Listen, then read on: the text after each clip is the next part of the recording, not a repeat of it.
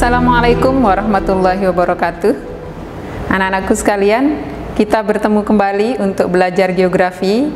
Yang kita lanjutkan dengan KD yang berikutnya, yaitu KD hidrosfer. Kalian tentu sudah pernah mendengar istilah hidrosfer, ya kan?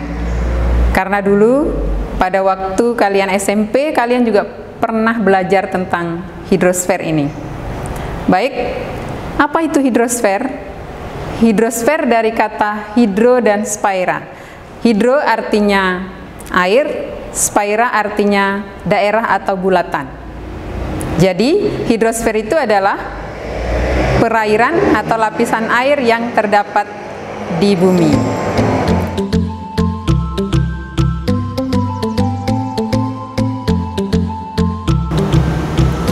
Anak-anakku, kita tahu bahwa lapisan perairan di permukaan bumi itu jauh lebih luas dibandingkan dengan daratan.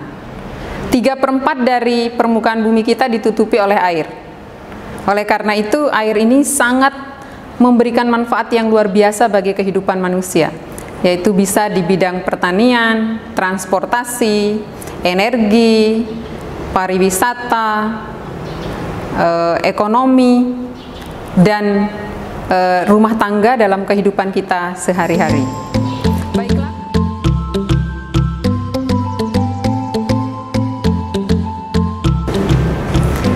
Baiklah anak-anakku, untuk mulai belajar tentang hidrosfer ini, kita akan memulainya dengan pembahasan tentang siklus air. Di mana siklus air ini merupakan atau memberikan peranan penting bagi keberadaan air di bumi kita, di mana dengan siklus air, keberadaan air di bumi kita menjadi stabil atau tetap konstan.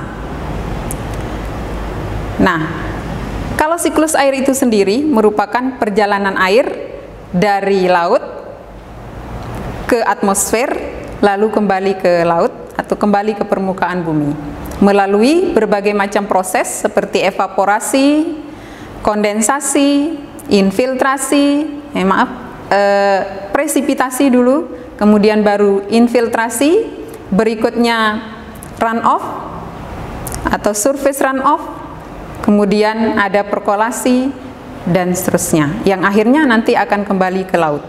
Yang bersamaan dengan proses-proses ini, maka air itu sendiri akan mengalami beberapa perubahan fase, yaitu ada cair, padat, dan gas.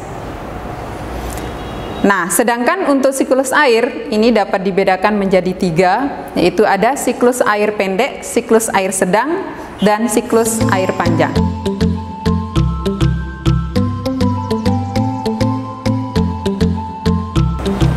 Kita mulai dari siklus air pendek. Siklus air pendek itu dimulai dari penguapan di permukaan air laut, kemudian dibawa oleh angin naik semakin tinggi, maka terjadi penurunan suhu. Karena terjadi proses pendinginan ini, maka terjadilah kondensasi yang merubah uap air menjadi titik-titik air dalam bentuk awan. Lama-kelamaan ini kemudian proses kondensasi terus berlangsung dan akhirnya akan turun hujan atau presipitasi di permukaan laut secara langsung. Nah, ini disebut dengan siklus air pendek.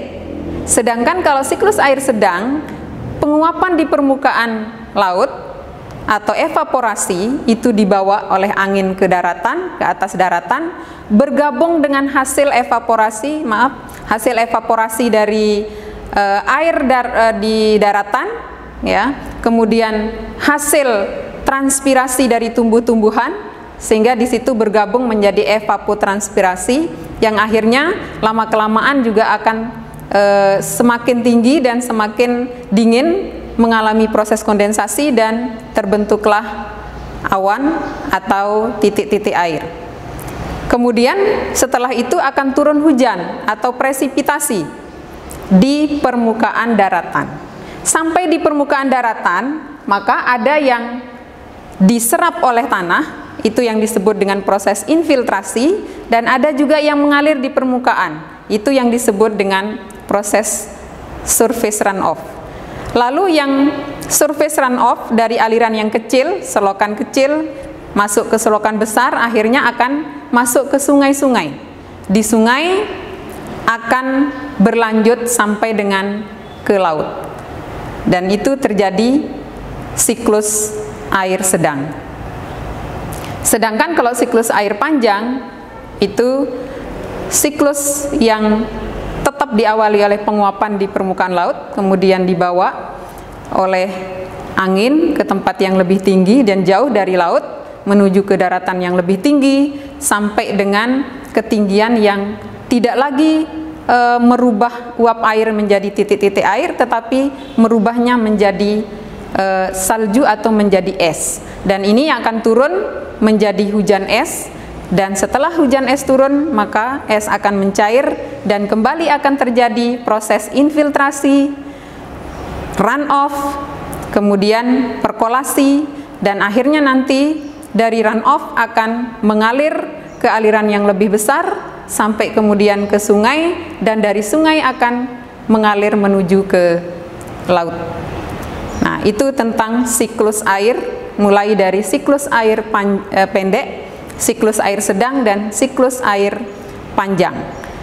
Di mana dari 3 siklus air ini atau dari proses siklus air ini terdapat beberapa proses fisika tadi yang sudah sekalian kita bahas, yaitu apa saja tadi? Yang pertama adalah evaporasi, itu yang dilakukan atau penguapan oleh benda-benda abiotik termasuk air, baik itu perairan di laut, perairan laut maupun yang ada di darat. Kemudian yang kedua ada transpirasi, yaitu penguapan yang dilakukan oleh tumbuh-tumbuhan melalui stomata. Jika bergabung hasil evaporasi dengan transpirasi ini, maka ini disebut dengan evapotranspirasi. Kemudian berikut setelah terjadi evaporasi atau penguapan, ini akan terjadi kondensasi. Kondensasi itu ada perubahan uap air menjadi titik-titik air dalam bentuk awan. Lalu setelah itu akan berlangsung proses presipitasi atau jatuhnya titik-titik air dari atmosfer ke permukaan bumi yang kita kenal dengan sebutan hujan. Dan sampai di permukaan bumi ada beberapa proses lagi yang bisa berlangsung, yaitu ada infiltrasi, penyerapan air ke dalam tanah, kemudian ada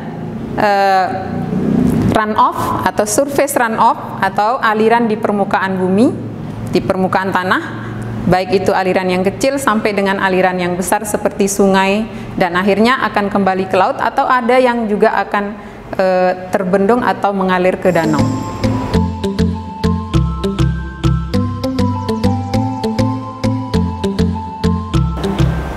Selanjutnya kita akan membahas tentang macam-macam perairan yang ada di daratan. Ibu akan mulai dari perairan darat dalam bentuk air tanah. Kalian pasti sudah pernah mandi di sumur ya. Kalau mandi di sumur berarti airnya diambil dari mana? Dari dalam sumur. Dalam sumur berarti dia berada di bawah permukaan tanah atau permukaan bumi. Jadi air tanah itu sama dengan air sumur yang kita pakai dalam kehidupan sehari-hari. Tapi perlu kalian ingat bahwa air tanah ini ada 2 macam. Ada air tanah dangkal atau disebut juga dengan air tanah freatis. Kemudian yang kedua ada air tanah dalam atau disebut dengan air tanah artesis. Kita mulai dari air tanah freatis. Air tanah freatis itu adalah air tanah dangkal yang merupakan air ya yang berada di pori-pori batuan yang atau berada di pori-pori kulit bumi yang poros istilahnya, atau yang sarang atau yang bisa ditembus oleh air. Dan ini terdapat atau berada di atas permukaan lapisan batuan yang tidak dapat ditembus air. Nah, sebagian besar dari air tanah ini dari serapan atau infiltrasi tadi yang diserap dari air hujan atau presipitasi yang terjadi, diserap ke dalam tanah, akhirnya akan mengalir, membentuk, berkumpul sampai di mana air itu tidak dapat lagi menembus batuan. Nah, inilah yang kemudian kalau kita gali ini akan kita temukan menjadi air sumur rumah tangga seperti yang kita gunakan dalam kehidupan sehari-hari.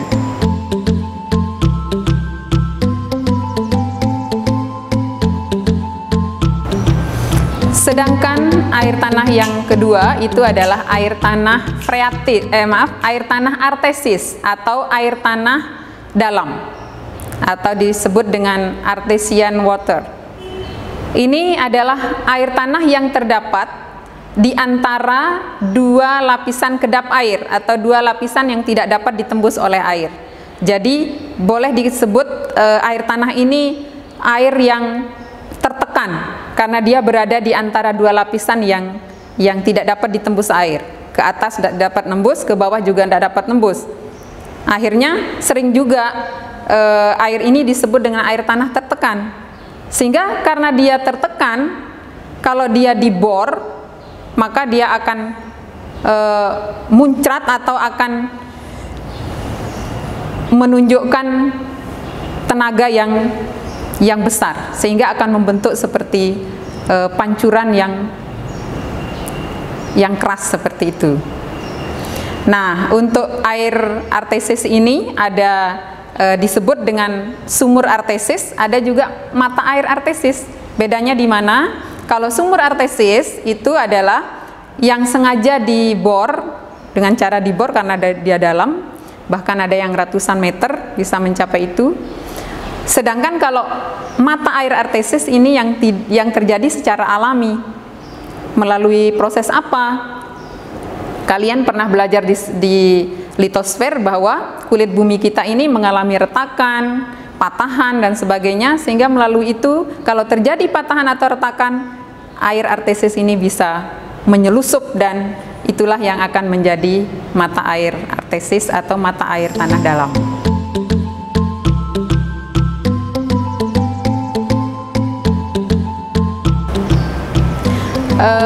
Untuk air tanah ini, air tanah dangkal itu umumnya dia lebih mudah tercemar karena dia letaknya dangkal dan berada di atas lapisan tanah atau lapisan batuan yang tidak dapat ditembus air.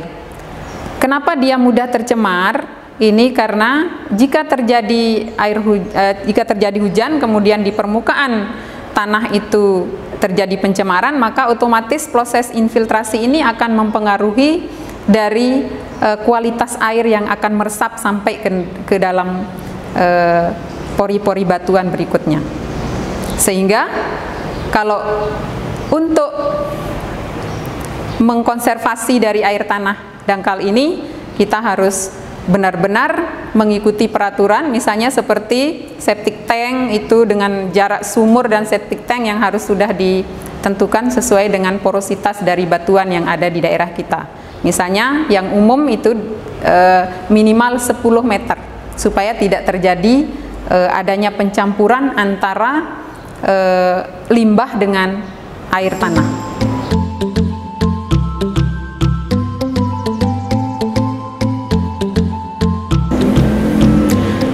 Untuk jenis perairan darat yang kedua, kita akan membahas tentang sungai. Kalian pasti sudah pernah jalan-jalan di sungai ya, atau ada yang sudah pernah menyeberangi sungai ketika berangkat sekolah?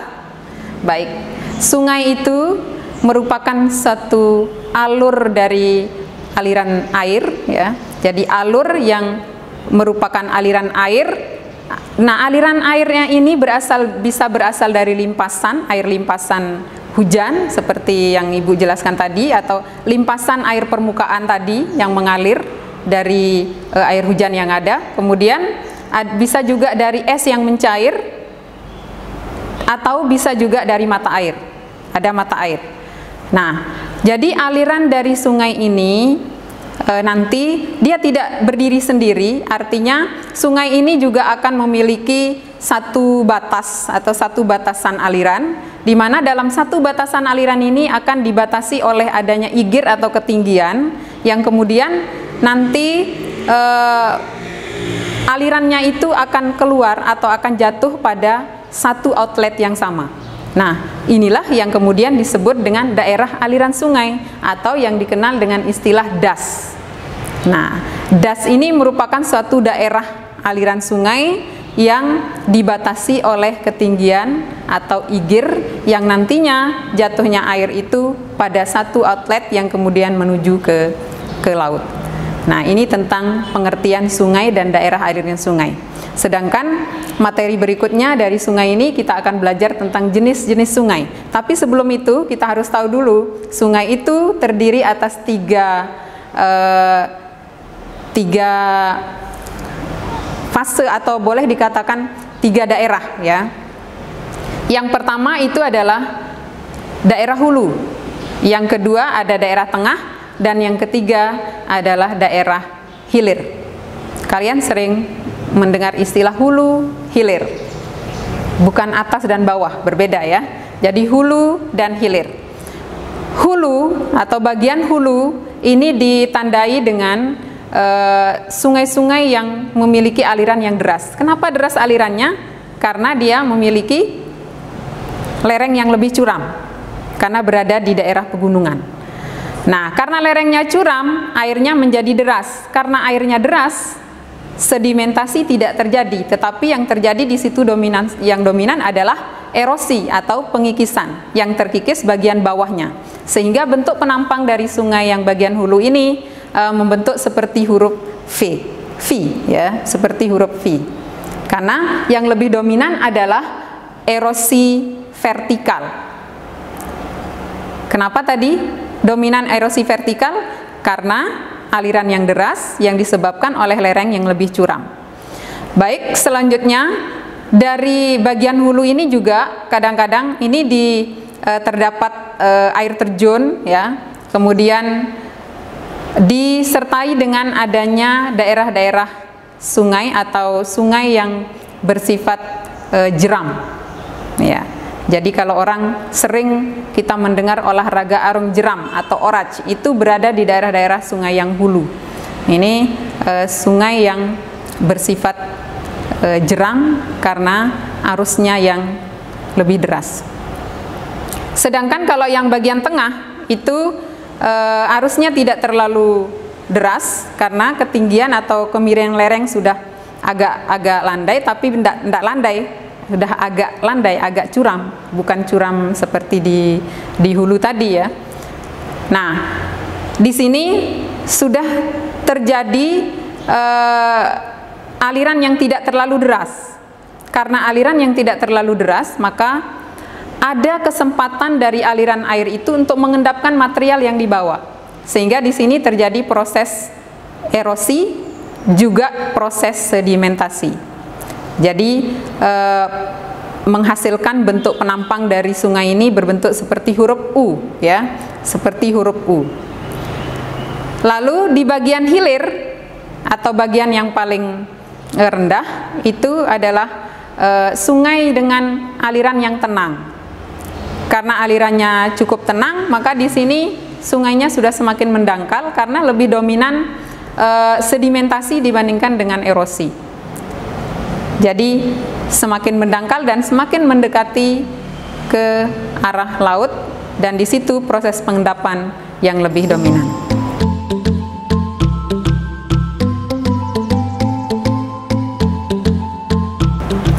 Ya, adapun jenis-jenis sungai itu dapat dibedakan berdasarkan beberapa kriteria. Di antaranya yang pertama itu berdasarkan sumber airnya. Kalau berdasarkan sumber airnya ada sungai hujan, ada sungai gletser, dan ada sungai campuran. Kalau sungai hujan tentu airnya berasal dari air hujan, sungai gletser dari gletser, dan sungai campuran ini adalah sungai yang airnya berasal dari air hujan dan air gletser. Di Indonesia ini terdapat di Papua, karena di Papua terdapat puncak Jayawijaya yang memiliki salju.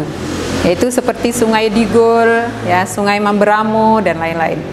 Kemudian kalau berdasarkan kemiringan lereng atau arah dari alirannya, atau berdasarkan arah aliran, ya, sungai ini dibedakan menjadi satu sungai konsekuen, itu sungai yang arah alirannya sejajar atau searah dengan kemiringan lereng. Kemudian yang kedua, sungai subsekuen. Kalau sungai subsekuen ini tegak lurus dengan sungai konsekuen tadi, ya. Sedangkan sungai obsekuen yang ketiga itu adalah sungai yang terbalik atau sungai yang berlawanan arah dengan sungai konsekuen. Kemudian ada lagi sungai resekuen. Kalau sungai resekuen itu adalah sungai yang arah alirannya searah dengan sungai konsekuen. Dan yang terakhir dari jenis sungai berdasarkan alirannya adalah sungai insekuen, ini yang tidak dipengaruhi oleh lereng. Sedangkan jenis sungai yang berikutnya ini ada yang berdasarkan debit air atau berdasarkan keberadaan airnya, ya. Ada sungai epimeral, ya, itu sungai yang pada saat hujan saja dia ada alirannya. Begitu tidak hujan, tidak ada. Berhenti hujan langsung tidak ada airnya. Kemudian ada sungai intermittent, ya. Kalau sungai intermittent musim hujan alirannya banyak, kalau musim kemarau dia kering. Ini umumnya di daerah kita, di Lombok juga banyak sungai yang seperti itu, terutama di Lombok bagian selatan. Lalu yang ketiga adalah sungai perennial, yaitu sungai yang tetap alirannya sepanjang tahun, baik itu musim hujan maupun di musim kemarau.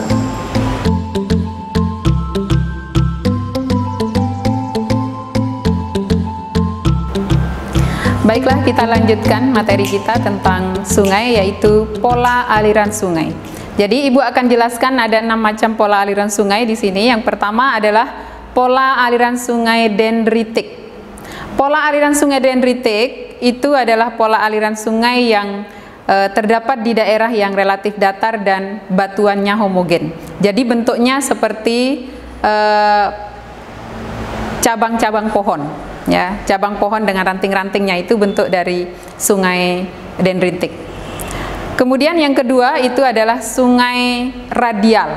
Jadi radial di sini ada 2 macam. Ada radial sentrifugal dan ada radial sentripetal. Kalau yang radial sentripetal itu adalah pola aliran yang sifatnya memusat atau terdapat di daerah cekungan. Jadi dia aliran sungai itu menuju ke satu arah atau satu pusat. Kemudian kalau yang radial sentrifugal itu adalah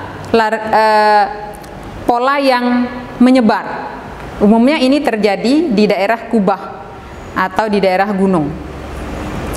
Nah, apabila daerah gunung atau dom atau kubah ini sudah mengalami fase yang tua, maka nanti lama-kelamaan pola aliran yang menyebar itu tadi akan melingkar, dan ini disebut dengan pola aliran anular. Nah, kelanjutan dari pola aliran radial sentrifugal itu apabila dom atau kubahnya itu sudah mengalami fase yang tua, artinya sudah tererosi dan semakin pendek, semakin rendah, maka ini akan membentuk aliran yang melingkar dan disebut pola aliran anular. Berikut jenis pola aliran yang keempat itu adalah pola aliran rektangular. Pola aliran rektangular ini antara induk sungai dengan anak sungai itu hampir membentuk sudut 90 derajat atau membentuk siku-siku. Nah, ini kenapa dia seperti ini? Karena ini umumnya terjadi, pola aliran sungai ini terjadi di daerah patahan. Jadi kalau daerah patahan itu nanti akan mengakibatkan anak sungai membentuk sudut tegak lurus dengan induk sungainya. Sedangkan pola aliran berikutnya itu ada pola aliran trellis. Kalau trellis ini dia terjadi di daerah lipatan. Jadi lipatan itu seperti ini, terjadi di daerah lipatan yang kemudian dia membentuk satu aliran yang di bagian bawahnya itu lurus dan di bagian kiri kanannya tegak lurus, hampir seperti sirip ikan begitu. Kemudian kalau yang terakhir dari pola aliran sungai ini adalah pola aliran paralel ya. Kalau yang paralel ini sifatnya namanya paralel, jadi ini umumnya terjadi atau terbentuk di daerah yang memiliki lereng yang curam. Jadi dia akan membentuk aliran yang paralel. Jadi hampir tidak punya anak sungai gitu, karena alirannya yang deras dan lerengnya yang sangat curam.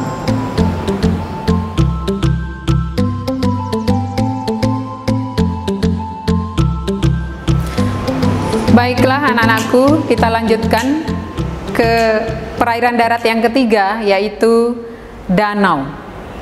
Kalian sudah pernah ke danau? Mungkin kalau di daerah kita ada danau Batu Jai. Kalau Batu Jai ini termasuk danau yang mana ya? Kriteria yang mana? Sebentar kita akan bahas ya. Dia termasuk pada danau apa kriteria dari bendungan Batu Jai. Baik, apa sih danau itu? Ya, jadi danau itu adalah suatu cekungan di permukaan bumi yang terisi oleh air, yang sebagian besar dari airnya berasal dari air hujan maupun berasal dari sungai-sungai yang kemudian bermuara di danau itu. Nah, dilihat dari proses terjadinya, danau ini dibedakan menjadi beberapa jenis. Yang pertama itu adalah danau tektonik. Disebut danau tektonik karena terbentuk dari proses tektonisme. Contohnya seperti Danau Poso, Danau Tawuti yang ada di Sulawesi ya. Berikutnya yang kedua ada danau vulkanik. Kalau danau vulkanik itu danau yang diakibatkan atau kawah dari gunung berapi yang terisi oleh air. Contohnya seperti Danau Segar Anak yang ada di Gunung Rinjani ya. Kemudian yang ketiga itu ada Danau Kars. Kalau Danau Kars, kalau namanya Kars berarti dia terdapat di daerah kapur. Ini yang terjadi karena adanya proses pelarutan batuan kapur yang kemudian terjadi pelarutan danau di daerah kapur yang kemudian membentuk cekungan dan terisi oleh air. Nah, itu Danau Kars. Kemudian berikut ada Danau Gletser. Kalau Danau Gletser berarti ini danau yang terjadi atau yang terjadi di daerah gletser atau di daerah-daerah dengan lintang yang tinggi atau di daerah yang lintang tinggi. Kemudian ada juga danau buatan ya. Kalau danau buatan ini danau yang sengaja dibuat oleh manusia ya, seperti contoh tadi danau buatan yang ada di Praia, Lombok Tengah, yang ada di kota kita, itu ada disebut dengan bendungan Batu Jai yang sengaja dibuat, dibendung ya di situ sehingga membentuk danau yang besar ya, dan ini sudah dibuat sejak tahun 1975 waktu itu.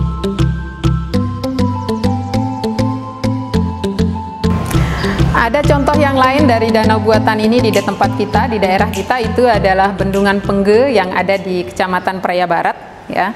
Jadi ini dari danau tektonik sampingan danau buatan. Tadi kita sudah membahas tentang danau-danau, jenis danau dan contoh-contoh danaunya ya.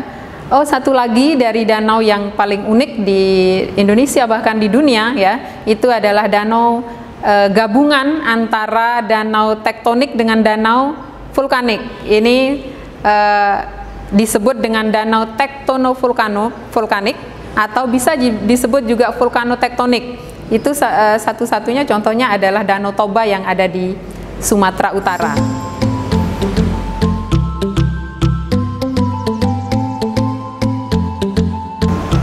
Yang terakhir dari jenis perairan darat yang kita bahas adalah rawa-rawa atau sering disebut dengan paya-paya.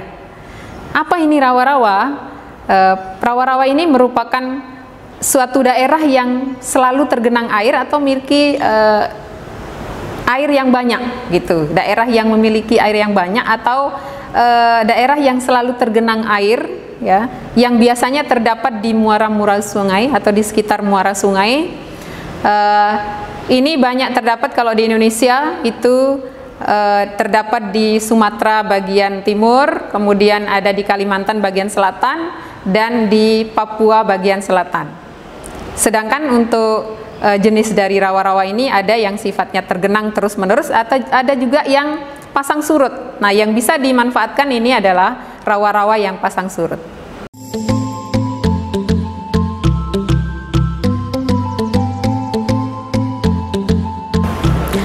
Baiklah anak-anakku sekalian, demikianlah yang bisa Ibu jelaskan tentang hidrosfer yang berhubungan dengan siklus air dan macam-macam perairan darat. Selanjutnya Ibu akan berikan kalian tugas untuk mencari sendiri tentang manfaat dari air tanah, sungai, danau, dan rawa. Selanjutnya untuk soal-soal latihan, kalian bisa mengakses di website sekolah kita, yaitu di www.sman1praya.sch.id. Selamat belajar, selalu bahagia, dan jangan pernah stres.